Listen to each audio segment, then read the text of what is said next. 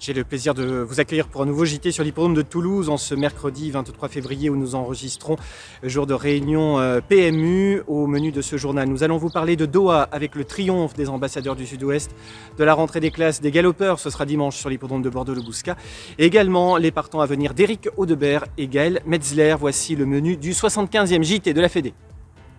À la une de l'actualité, le triomphe des ambassadeurs du Sud-Ouest vendredi et samedi dernier sur l'hippodrome de Doha. Et grâce à eux, ce sont les centres d'entraînement de Royan, La Teste et Pau qui ont été mis en lumière. Ce dimanche 27, c'est le retour des galopeurs sur l'hippodrome de Bordeaux. Nous serons en compagnie de Mina Pyrrhus et Elsa Marty. Nous parlerons de cette journée de retour des galopeurs, mais nous parlerons également plus généralement de la saison 2022, marquée par le 100e Grand Prix au mois de mai et par le Grand Prix du Sud-Ouest en octobre prochain. Toulouse et Montauban, c'est ce week-end. Deux invités dans ce JT qui vous diront tout de leur chance. Éric Audebert pour Toulouse et Gaël Metzler pour Montauban. Ce week-end en région parisienne, retour détonnant, ce sera dans le Prix de Paris ce dimanche. Happy Monarch prépare le Grand Steeplechase de Paris. Au menu également les belles notes et l'agenda. Voilà pour le menu du journal.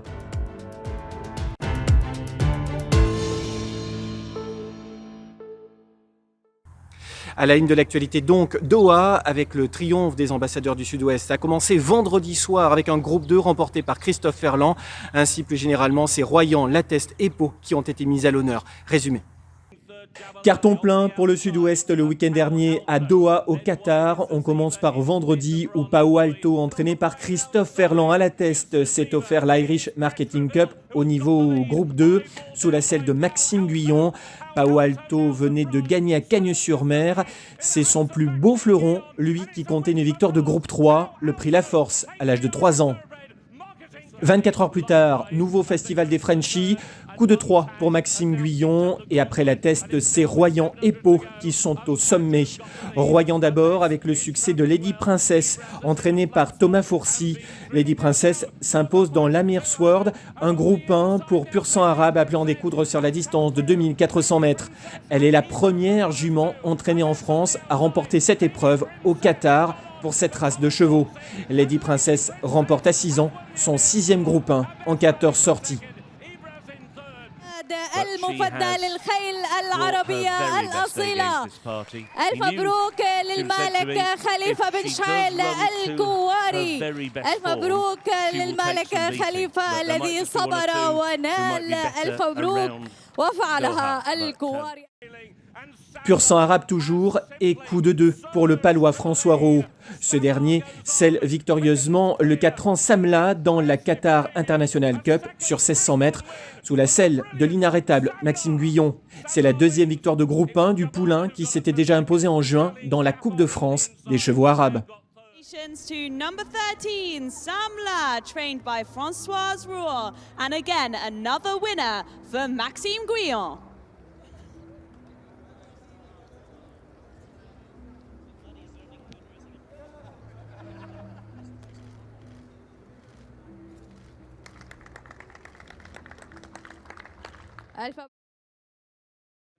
François Rowe, celle aussi le lauréat de l'Amir Silver Sword, Moshrif, monté par Jim Crowley. Moshrif resté sur un succès fin décembre sur cette même piste. La Teste, Royan, Pau, le Sud-Ouest aura fait une véritable razzia le week-end dernier au Qatar. ألف مبروك الفوز المدرب فرانسوا رو. جيم كرولي للمركز الأول. السيف الفضي لحضرة صاحب السمو أمير البلاد المفضل للخيل العربية الأصيلة خليفة بن شعيل الكواري. L'autre actualité de ce week-end, c'est Bordeaux avec la rentrée des classes des galopeurs. Le point avec Elsa Marty et Mina Pyrrhus.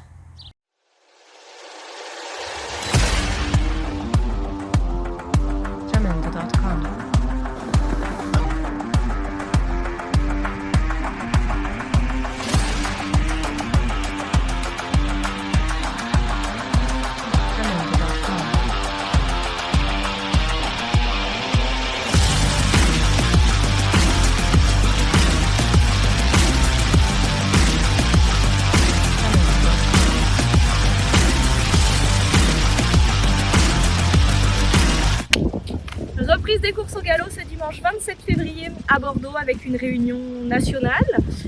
des courses plates, des courses d'obstacles.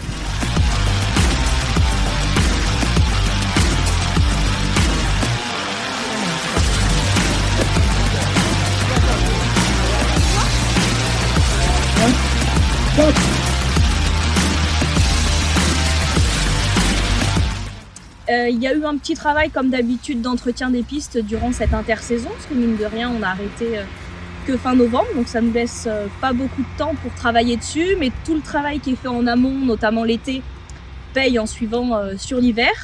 Vous allez constater qu'on aura conservé l'open stretch qui a été posé au mois de novembre l'année dernière.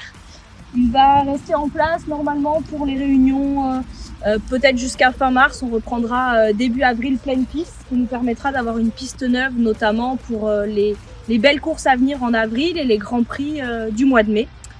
Au niveau des pistes de trot également, un ressablage qui a été fait là récemment.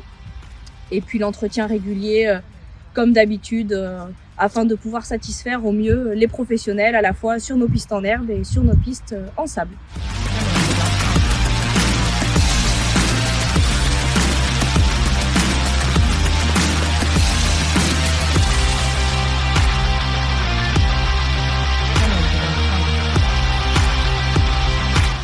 Et puis du coup, ce dimanche surtout au niveau des animations, Oui, on attend beaucoup de monde puisque c'est la reprise des courses au galop, donc le premier dimanche de l'année, également avec les vacances scolaires. Il y aura des baptêmes poneys pour les petits, une exposition de voitures anciennes pour les plus grands et surtout un marché des créateurs. Du coup, qu'on va mettre tous les samedis et tous les dimanches de courses pour 2022. Il y aura également un magicien et bien évidemment notre restaurant panoramique qui sera ouvert pour ce dimanche-là.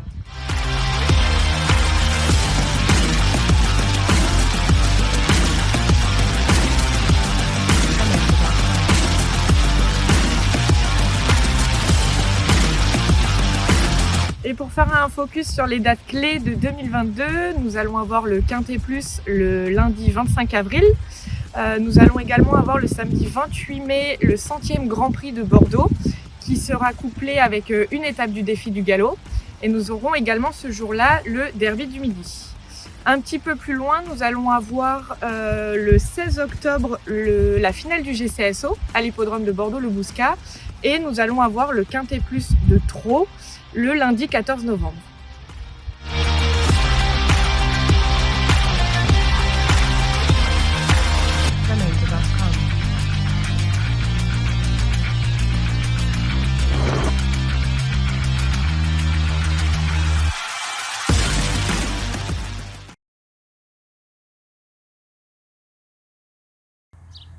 Ce dimanche, il y a également le prix de Paris sur l'hippodrome de Vincennes. Étonnant est en appel. Lundi 28, il y a le prix Robert de Clermont-Tonnerre. C'est parti pour un nouveau challenge, le Grand Steeplechase Masters. Étonnant peut-il rectifier le tir dimanche dans le prix de Paris Marathon Race, troisième et dernière épreuve du triptyque hivernal. On l'espère en tout cas car beaucoup d'espoirs avaient été fondés sur le pensionnaire de Richard Westerink après son succès dans le prix du Bourbonnais où il battait FaceTime Bourbon. Après le forfait de ce dernier dans le Prix d'Amérique, Étonnant s'était donc glissé dans la peau du favori du championnat du monde des trotteurs, dont il termine seulement 8e. 2 semaines plus tard, braqué, fâché, il s'élance au galop dans le Prix de France et subit très vite la disqualification.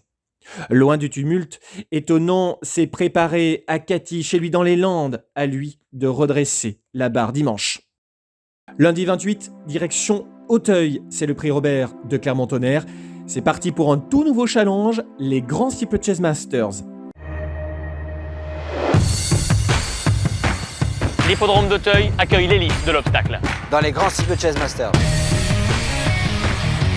3 mois de compétition intense. Du 28 février au 22 mai. 4 préparatoires.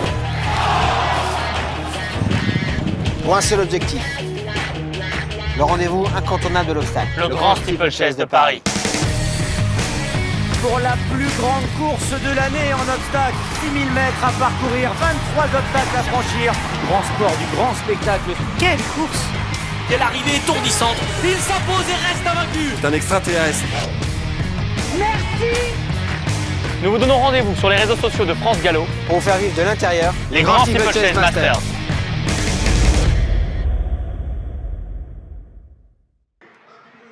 Le Sud-Ouest pourra compter sur Happy Monarch, révélation de l'hiver palois.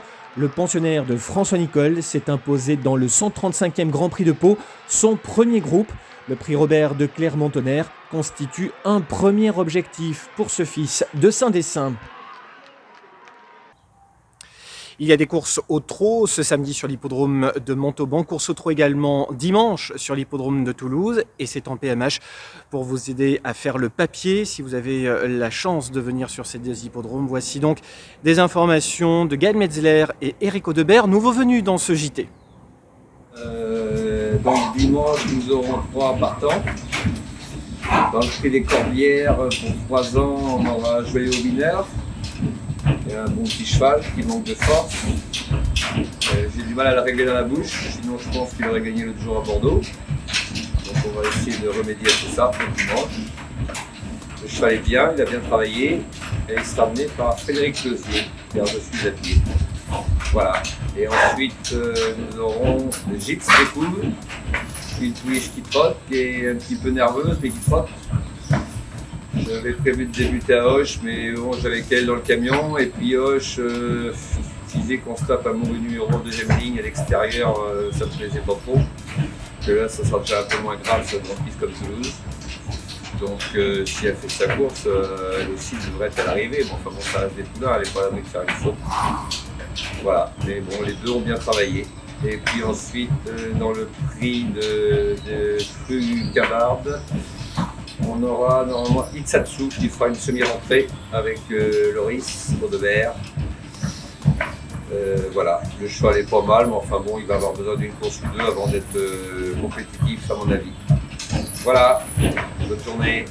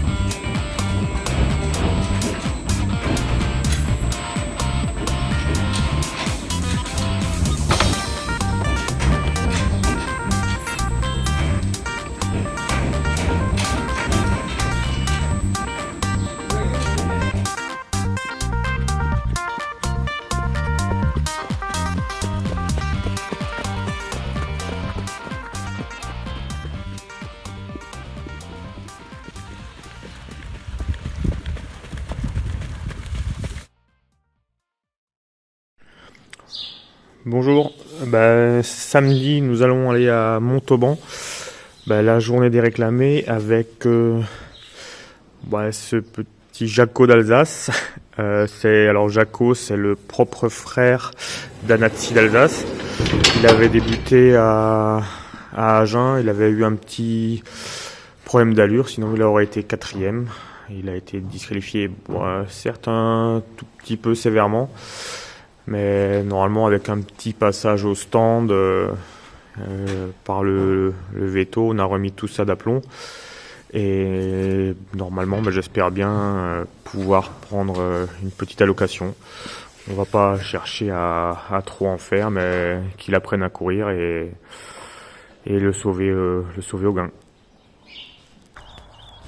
Toujours à Montauban, nous aurons Yanka d'Alsace.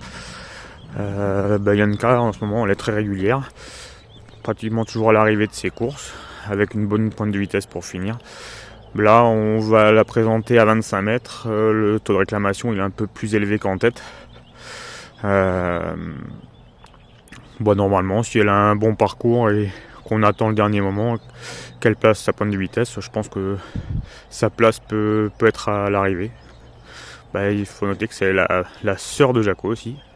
Bon, pas le même père, c'est un étalon régional, Blue Pass.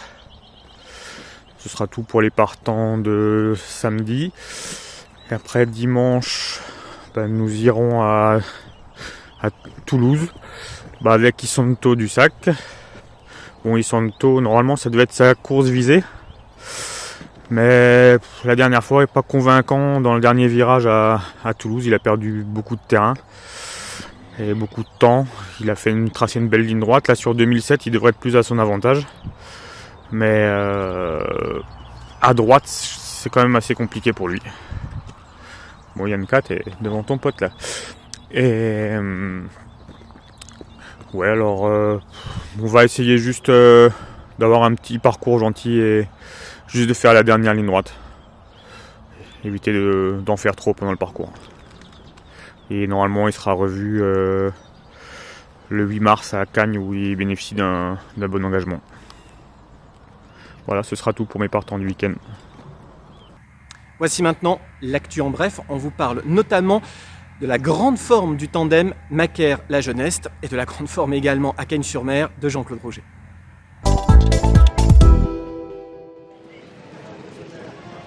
Ce samedi 19 à Cagnes-sur-Mer, coup de 3 pour l'entraîneur palois Jean-Claude Rouget. 2 succès encore dimanche 20, soit 21 victoires depuis le 1er janvier 2022.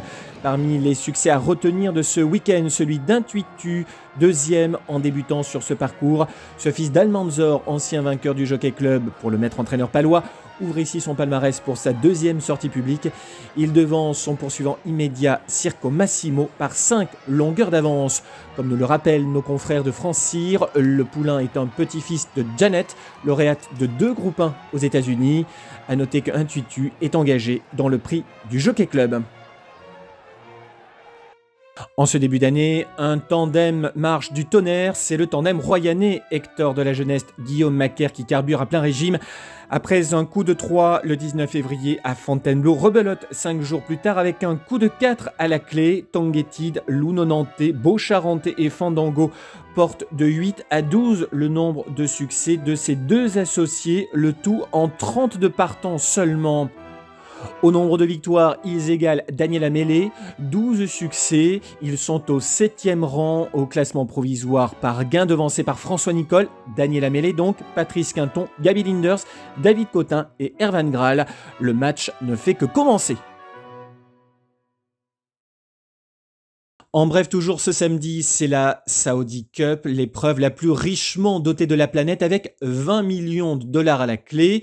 Mais parmi cette réunion, il y a 8 courses, dont des épreuves pour les pur sang arabes. Et le Sud-Ouest pourrait une nouvelle fois briller de mille feux comme la semaine dernière au Qatar. Ainsi, Elisabeth Bernard présente Ajres au départ de l'Arabian Classic, un groupe 2. Thomas Fourcy pourrait aligner Melabi ou encore Munir du Soleil. Lady Princess est sur les rangs, mais elle vient de s'imposer au Qatar. Charles Gourdin pourrait aligner Risque Tout. Tout de suite, c'est le retour aux courses.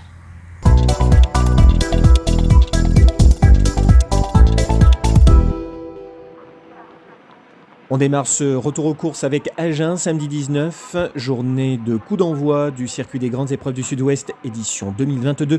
Cette première étape voit le succès de Gwendolo Bello qui fait afficher une 14-7 sur 2625 mètres. Déféré des 4 pieds, le pensionnaire de Christophe Fate remporte une 8e victoire en 36 sorties publiques. Il devance Orlando et Sobel Conway, 3e. Journée à Genèse marquée par un coup de 4 d'Alexandre Abrivard, le 4e quadruplé de sa carrière. Il s'impose successivement avec Hélios Cadurcien qui fait afficher une 12-4 sur 2575 mètres. 2e meilleur temps pour un 5 ans à Agen derrière Bird Parker, comme nous le rappellent nos confrères de Paris Turf. Victoire également au sulky de GDT Griff, Irving Griff et Invictus du Dollar. Direction Auch dimanche 20 dans le prix Jean Dumouche, épreuve principale de cette journée, victoire de Happy Lady qui boucle le parcours sur le pied de 1-13-9. La pensionnaire de Damien Desis n'est plus sortie des 5 premiers depuis juillet 2021. C'est sa 4e victoire en 22 sorties publiques. En retard de gain, elle sera à suivre au cours des prochaines semaines. Elle devance ici Gabriela Sport et Enzo de Moutier. Enfin, Mont-de-Marsan, où Sacha Malpic, que nous avions vu travailler la semaine passée à Créon d'Armagnac dans les Landes, se classe 3e du cross pour les Anglos.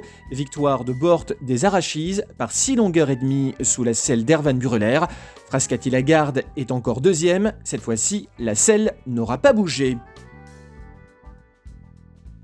Dans le prix de la 12, victoire de Gamsoul qui conserve une encolure sur Zumba du Mazé. Une élève de Jonathan Plouganou, c'est ce dernier qui était en selle. Jonathan qui n'avait plus été revu dans un peloton depuis le 18 octobre dernier. C'était à Castéra-Verduzan où il s'était imposé avec Elistar. Place aux belles notes et à l'agenda de la semaine.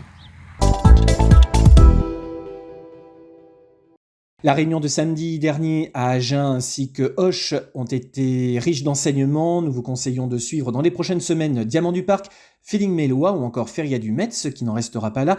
Justice d'Orgueil, Ivram et Issimashkoul qui ont fait également belle impression.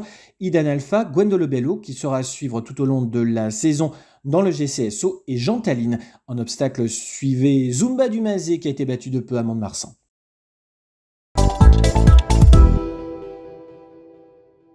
Ce samedi 26, course sur l'hippodrome de Montauban, puis dimanche 27, on prend la direction de Bordeaux, donc pour le retour des galopeurs sur l'hippodrome de Bordeaux-le-Bouscat, course également sur l'hippodrome de Toulouse, en trot et en PMH, course sur l'hippodrome de Mont-de-Marsan, lundi 28 en matinale et en premium.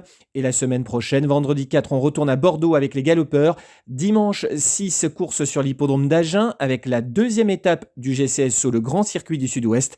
Course également sur l'hippodrome d'Angoulême au galop. Voilà pour l'essentiel de l'actualité. On se retrouve la semaine prochaine pour de nouvelles aventures. Salut!